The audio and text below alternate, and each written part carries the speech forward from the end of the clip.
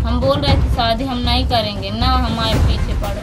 पैसा नहीं रहे तो नहीं दिए हमारे मम्मी पापा, और हम बोल रहे हैं हमें पैसे चाहिए, पहले से पैसे मांग रहे थे।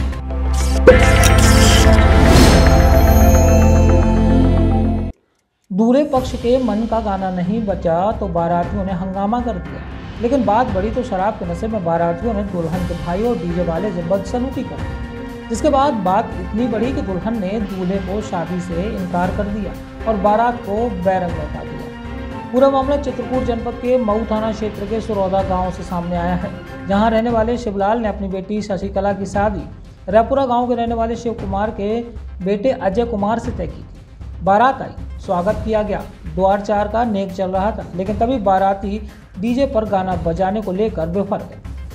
जब दुल्हन के भाई डीजे वालों को बचाने के लिए आए तो बारातियों ने उनके साथ भी हाथापाई कर दी।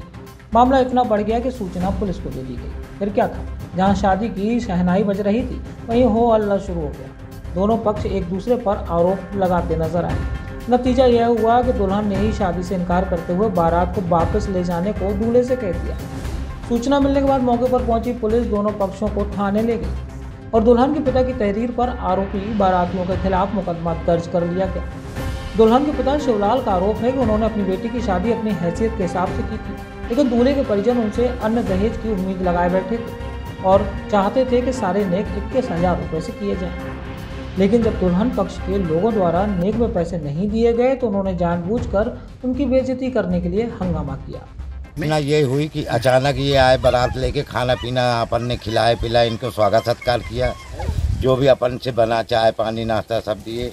खाना खाने के बाद इनसे ऑर्डर लिया गया कि भैया अब आप लोग बारात लेके आइए।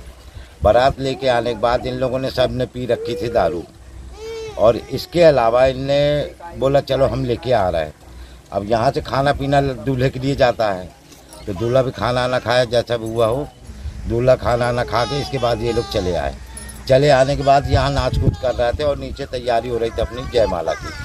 जयमाला के बाद क्या होता है कि कुछ लड़के ज़्यादा पिए हुए थे, जिनको मैंने अपने हाथों से और सामने खाना खिलाया, वो गाली गलौज कर रहे थे और बक रहे थे कि आज जो कुछ होना होगा यहीं होगा। तो हम तो मैटर नहीं समझ पाए कि इनके मन में क्या है। तो इन लोगों ने अपना माहौल बना लिया था, 8-10 लड़के 15 लोग जो भी रहे। इसके बाद इनने यह क्या किया कि नाचने कूदने के टाइम पे इनने वाद विवाद चालू कर लिया। अब मैं तो नहीं जानता कि मेरे रिश्तेदार हैं या मेरे घर के हैं तो सब एक जैसे। अब नाइट में कोई किसी को पहचान नहीं पाया, रात के करीबन 12-1 बज रहा था, ये तो बात जायज़ है। इसके बाद इनने लपटा लपटी करी, 2-4 लोगों को ले गए गाना बंद कराने के लिए, या मना किया गया कि जयमाला करवा ले उसके बाद नाच गाना कर लेना, तो नहीं माने किसी तरह थे। तो वो डीजे वालों को बोला गया तो डीजे वालों से मारपीट भाई, तो वो मारपीट के उल्टा यहाँ लड़की वालों की तरफ वो भाग गए। अब मुन्ने जब बोला कि तुमने हमारा बाजा डीजे बंद करा दिया तो ये घर लड़की वालों की तरफ भिड़ गए, जो भी थे 8-10 लोग। अरे सब कोई दारू पिए थे, ओवर टाइप नाच रहे थे, किसी को मना करने से वो हुड़दंग लीला करें। जब हर चीज़ का नहीं हुआ तो भाई देखो गरम खाना कहीं इसका नहीं, मतलब हर चीज़ निकाल रहे हैं कि हमारा खाना अच्छा नहीं। वो लड़की आई नहीं 4 चटे तुम्हारा ये, वो लड़कियों को इतनी बुरी बुरी गाली दे रहे थे तो मैं कह नहीं सकता, क्योंकि तुम चिट डालूंगी फलाना ठिकाना हीरोइन बन के, तो आई नहीं 4 छठे 8 थे। तो ये क्या नाटक है, खाना ही नहीं है बनाने पूर नहीं बनी, ये क्या बोल रहे? जैसे आपने प्रार्थना पत्र दिया दहेज को लेकर, कहा गया क्या है वो? होगा दहेज क्या है, ये कारण से 250-300 बाराती लेके आए कि दहेज न था इतना मन दे सकें तो 250-300 आदमी ले चलो इनकी बेइज्जती करो। पहले तो ये शादी के लिए एग्री नहीं रहे, तुम्हारे घर में भूत है निकालो फलाना ठिकाना, ऐसे है ना।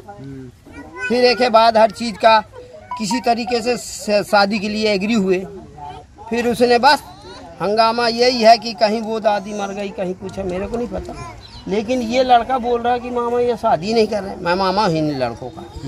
तो इसीलिए कहा है कि ये हम लोग तो वहाँ खाने के लिए बैठे रहे, वहाँ पर वो कोई वो जो मार खाया है वो आता नहीं, वो का बुला के वो डीजे वाले ने कहते घुसेड़ के मारा है दरवाजे को घसीट के। क्यों?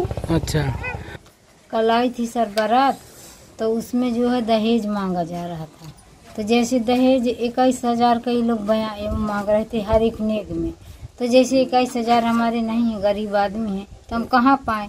तो ये जो बात होती रही, फिर इसके बाद जो है यही खिसपस से तो लड़के लोग वहाँ खाना इनको परोस के खिला रहे थे।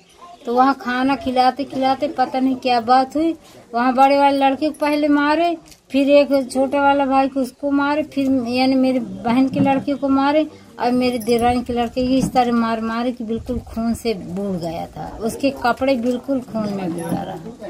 तो इस तरह हालत ये बाराती वाले कर रहे, केवल ये दहेज के लिए इस तरह कर रहे थे।